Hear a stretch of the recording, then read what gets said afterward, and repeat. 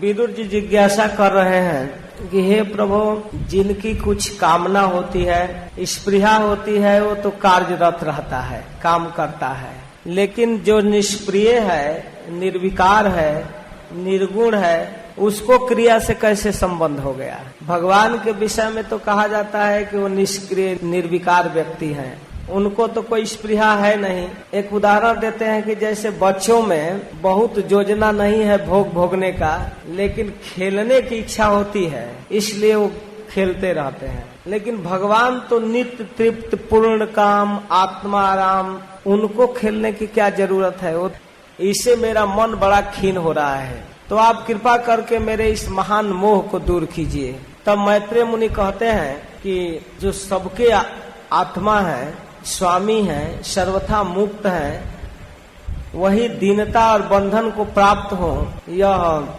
युक्ति युक्त नहीं है, किंतु यही तो भगवान की माया है।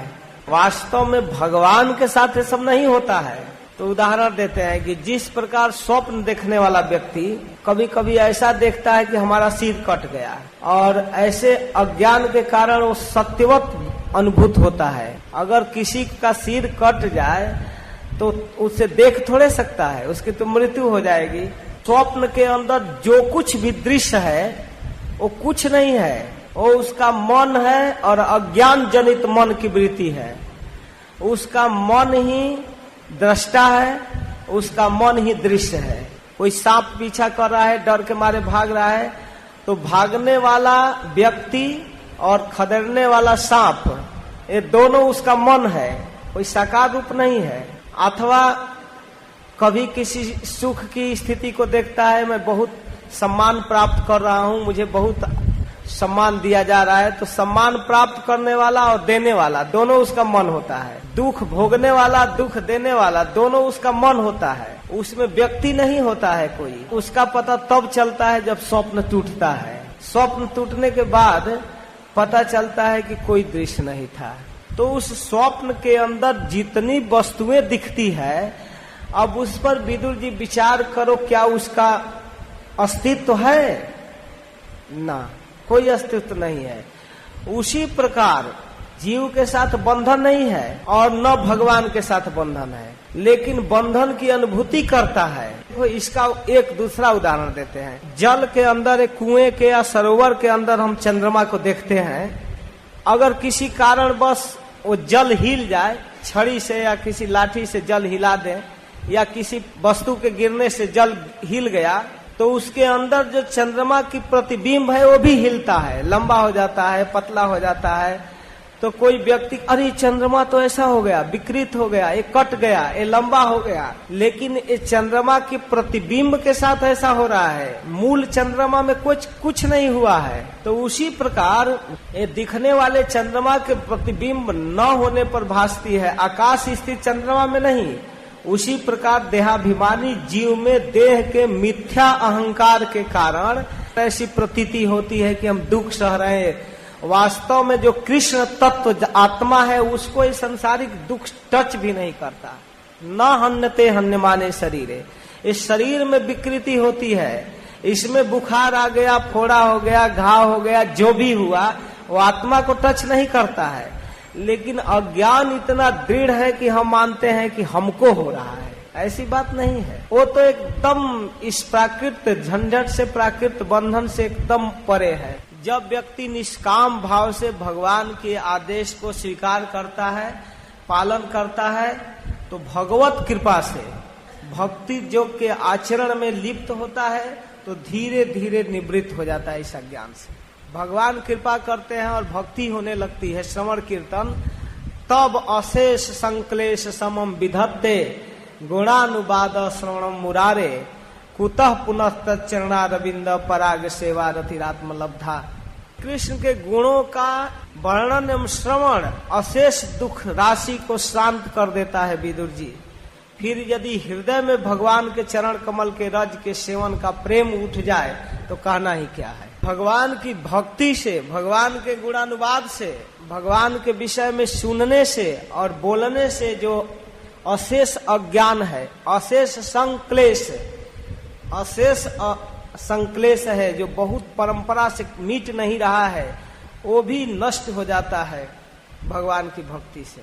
दो प्रकार के लोग सुखी रह सकते हैं, जो अत्यंत मूर्ख है और चाहे एकदम तत्ववेता ज्ञानी है। तो हे भगवान, कृपा करके आप भगवान के दिव्य चरित्रों को, जिनसे आनंद की वृद्धि होती है और जिनको सुनने पर आवागमन का ये बंधन समाप्त होता है, आप कृपा करके सुनाइए। और हम समझते हैं कि बिना आप जैसे भक्तों की कृपा से संभव नहीं होता है। और ये भगवान की भक्ति, भगवान की कृपा स्वयं नहीं प्राप्त होती है, ये वैष्णवानुगामी है, वैष्णव के कंधे पकड़कर चलती है वो कृपा। तो इस प्रकार महात्मा लोग भगवत प्राप्ति के साक्षात मार्ग हैं और उनके यहाँ सर्वदा भगवान हरि के गुणों का गान होता है।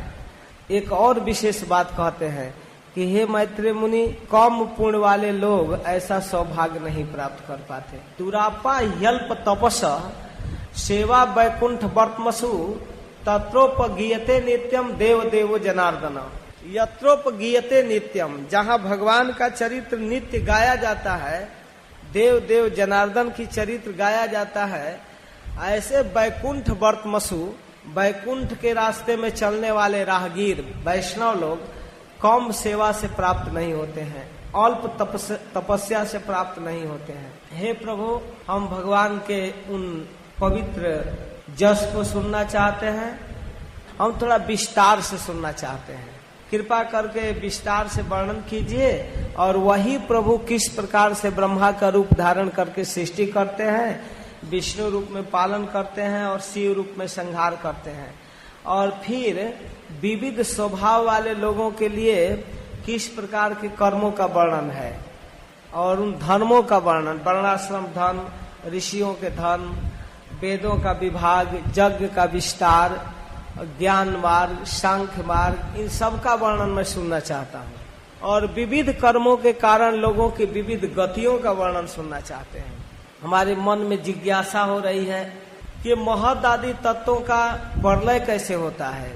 आप कृपा करके जीव तत्व की व्याख्या, परमेश्वर का स्वरूप की व्याख्या, उपनिषद में प्रतिपादित जो भगवान के विषय में ज्ञान है उसका वर्णन, और ज्ञान को देने वाले गुरु का वर्णन, गुरु और शिष्य के संबंध का वर्णन, और गुरु शिष्य के पारस्परिक प्रयोजन का वर्णन कीजिए।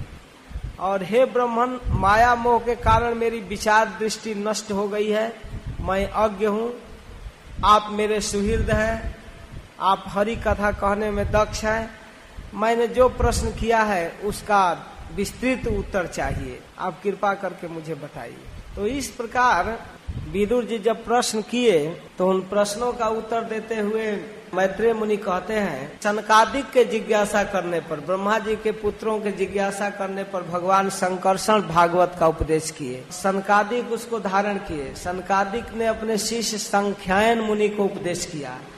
संख्यायन मुनि ने अपने प्रसिद्ध दो शिष्य पराशर और बृहस्पति जी को ज्ञान दिया, और पराशर जी पुलस्त मुनि के आग्रह करने से यह ज्ञान मुझको दिया, मैत्रेय मुनि को। तो मैत्रेय मुनि कहते हैं कि इस प्रकार से ज्ञान प्रारंभ हुआ। इस ज्ञान के अनुसार सृष्टि के पूर्व में सारा जगत जलमय था, संपूर्ण ब्रह्मांड, और भगवान उस जल में पौड़े हुए थे, लेटे हुए थे। भगवान सच्चिदानंद स्वरूप है, सदैव ज्ञानमय है, सदैव चिन्मय है, आनंदमय है। उस सोए हुए अवस्था में भी भगवान के नाभि से कमल निकला और उस पर भगवान ब्रह्मा की उत्पत्ति हुई। जब ब्रह्मा कमल के गद्दी पर उत्पन्न हुए तो अपना आंख फाड़ फाड़ कर देखने लगे कि मेरी उत्पत्ति कहाँ से हुई है।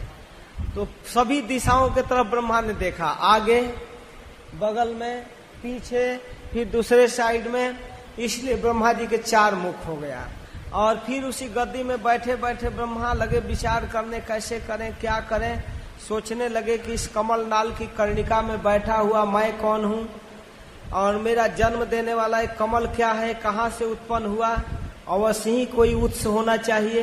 ऐसा सोचकर वे कमल नाल को पकड़ करके धीरे धीरे खोजते हुए जल में जाने लगे। बहुत काल तक जल में गए लेकिन उनको पता नहीं चल रहा था। बहुत काल तक नीचे जाते रहे, लेकिन विफल मनोरथ होकर फिर लौट आए। और लौटने के बाद उस कमल पर बैठ करके अपने चित्त को संकल्पित किए अब क्या करना चाहिए। दिव्य 100 वर्षों तक ब्रह्मा जी अपने चित्त को समाधित करके रखे, और जब कुछ नहीं पता चल पाया तब उनको ऊपर से शब्द सुनाई दिया तप। तो तप करने के लिए ब्रह्मा जी संकल्पित हुए और भगवान के एक अद्भुत स्वरूप का दर्शन किए। सहर्ष शीर्षा भगवान शंकरषण का सारा अज्ञान, सारा तमोगुण और जगत का जो अंधकार है सब कुछ भगवान शंकरषण के तेज से नष्ट हो रहा। तो इस प्रकार अब जब इन स्वरूपों का दर्शन किए तो देख रहे थे कि भगवान भक्त वंशा कल्प तरु बड़ा ही स्मित मुस्कान के साथ देख रहे हैं। इस प्रकार विश्व रचना करने वाले ब्रह्मा अपने आप को कुछ समझा नहीं पा रहे थे। तब उन्होंने भगवान के चरणों में स्तुति करना प्रारंभ किया। ब्रह्मा जी कहते हैं कि हे प्रभु, बहुत प्रयास के बाद अपनी बुद्धि से नहीं, आपकी कृपा से मैं आपको आज कुछ अनुभव कर सका। अहो मेरा दुर्भाग्य है कि मुझे इतना विलंब हुआ, मैं आपको जान नहीं पाया। लेकिन कैसा दुर्भाग्य है इन देहधारियों को जो सृष्टि में होते हैं, आपके स्वरूप को नहीं जानते हैं और आपकी माया से मोहित रहते हैं। हे प्रभु, आपका जो सच्चिदानंद स्वरूप आनंद मात है, तेजोमय स्वरूप है, यही सब कुछ है। मैंने इस विश्व की रचना करने वाला होने पर भी मैं आपके इस स्वरूप को नहीं जान पा रहा हूँ और इस अद्वितीय स्वरूप का शरण ले रहा हूँ। कृपा करके आप मुझ पर दया कीजिए।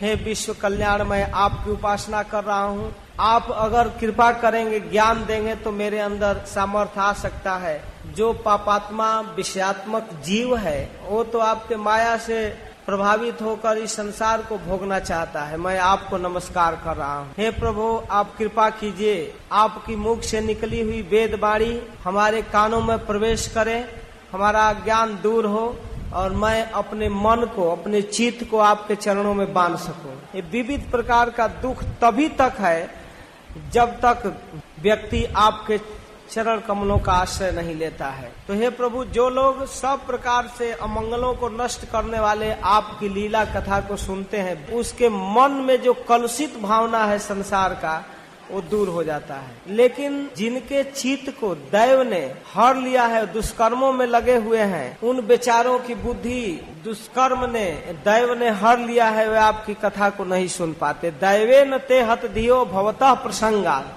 हे प्रभु, उनका कर्म, उनका प्रारब्ध उनको आपकी कथा से दूर किया है। इसलिए हे नाथ, मैं ऐसा अनुभव करता हूँ, आपका मार्ग केवल आपका श्रवण है। तम भाव जोग परिभावित हृदय सरोज, आस्ते सुतेक्षित पथो ननुनाथ पुंसम। हे नाथ, आपको प्राप्त करने का सबसे प्रबल उपाय है आपकी कथा श्रवण। और इस प्रकार निश्चय रूप से भक्ति योग का आचरण करके व्यक्ति आपको प्राप्त कर सकता है। जो कर्म आपको अर्पण कर दिया जाता है उसका नाश नहीं होता है। कर्मों को जब भगवान के लिए अर्पण कर दिया जाता है तो ये अक्षय बैंक बैलेंस हो जाता है, इसका नाश नहीं होता है। जब हम अपने आंख को राधा माधव के दर्शन करने में लगाते हैं, जब हम अपने कान को इनकी लीला कथा सुनने में लगाते हैं, जब हम अपने वाणी को इनके गुणों के वर्णन करने में लगाते हैं, तो ये अक्षय कोष होता है और इस कोष से भगवान प्राप्त हो जाते हैं। और इसके अतिरिक्त विविध प्रकार का यज्ञ, दान, कठिन तपस्या, व्रत आदि का पालन भी समर्थ नहीं है जितना भगवान के चरणों में कर्मों का अर्पण है।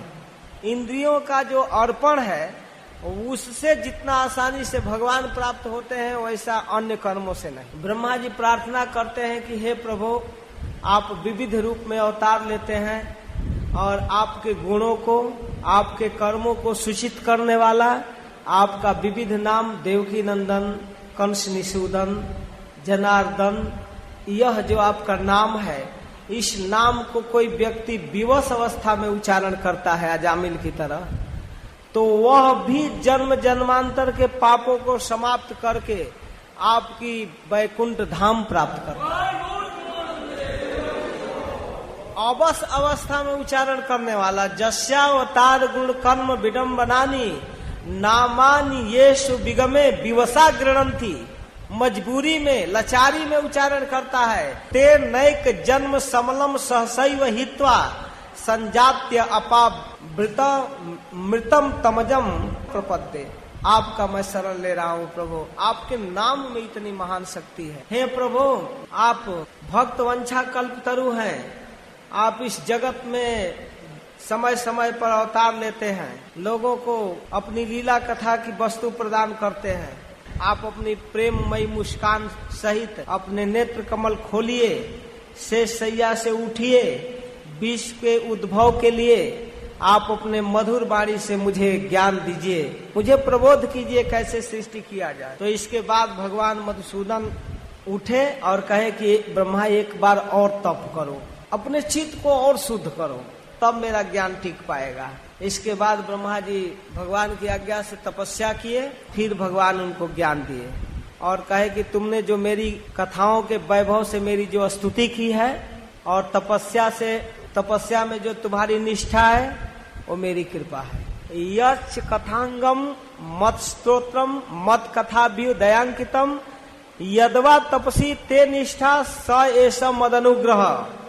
हे ब्रह्मा, जो तुमने तपस्या की है और जो मेरी स्तुति की है, ये तपस्या और ये स्तोत्र मेरी कृपा का फल है। तो जो पुरुष नित्य प्रति तुम्हारे द्वारा किए गए इस स्तुति से मेरा भजन करता है, उस पर मैं प्रसन्न हो जाता हूँ। तो इस प्रकार ब्रह्मा की स्तुति से भगवान प्रसन्न होकर उनको ज्ञान दिए।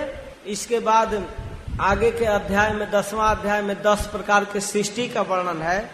आगे विदुर जी प्रश्न करते हैं कि आप कृपा करके पितामह भगवान से ज्ञान प्राप्त करके जैसे सृष्टि किए उसको बताइए। मैत्रेय मुनि कहते हैं, देखिए जो कमल नाल था उसी कमल नाल को 3 भागों में बांटते हैं। उसी को भू, भुवः और स्वः कहा जाता है। भू नीचे के, भुवः पृथ्वी और स्वः ऊपर के, 3 भाग में। और फिर इसको अलग अलग लोकों में बांटकर 14 लोकों में ब्रह्मा जी ने विभाजित किया। फिर विदुर जी पूछते हैं कि ब्रह्मन, आपने अद्भुत कर्मा विश्व रूप हरि की जिस काल नामक शक्ति की बातें कहे उसको थोड़ा विस्तार से कहिए। तब कहते हैं कि देखिए ब्रह्मा जी एक समय मर्यादा में द्विपरार्ध में सृष्टि करते हैं। ब्रह्मा के जो जीवन काल है वो द्विपरार्ध है, 2 परार्ध, और एक परार्ध 50 साल का होता है और 2 परार्ध मतलब 100 वर्ष ब्रह्मा एक दिव्य वर्ष में जीवित होते हैं, जिसको आगे फिर प्रश्न करने पर 11वां अध्याय में क्लियर किया जाएगा। काल के गति, मनवंतर और एक छोटे छोटे अणु और फिर परमाणु, अणु, त्रश्रेणु, त्रुटि, वेद, लव, निमिष आदि की व्याख्या करेंगे। इसके पहले कहते हैं कि ब्रह्मा की जो सृष्टि है वो 10 विधा है, 10 प्रकार की सृष्टि है। सबसे पहला सृष्टि महत तत्व के रूप में है, जो भगवान के द्वारा प्राप्त हुआ है। और इस महत तत्व में सत्वादि गुणों में विषमता उत्पन्न होता है। जो भगवान दृष्टिपात करके सत्व रज तम को विक्षोभ करते हैं, महत तत्व अहंकार उत्पन्न होता है। तब दूसरी सृष्टि अहंकार का है। अहंकार से पंचभूत, इंद्रियां, मन बनता है और इंद्रियों के विषय बनते हैं। तीसरे प्रकार की सृष्टि है भूत सर्ग, जिसमें इन पंच तत्वों को मिलाकर विविध प्रकार का शरीर बनता है और उन शरीर में क्रिया करने की क्षमता दी जाती है। उन क्रियाओं के संपादन के लिए चौथी सृष्टि है इंद्रियां, जैसे हाथ, पैर, आंख, कान, ये सब बनता है और इन इंद्रियों का ज्ञान दिया जाता है, इससे ज्ञान संपन्न होता है। और फिर इन इंद्रियों को चलाने के लिए अधिष्ठात्री देवताओं का सृष्टि 5वां सृष्टि है।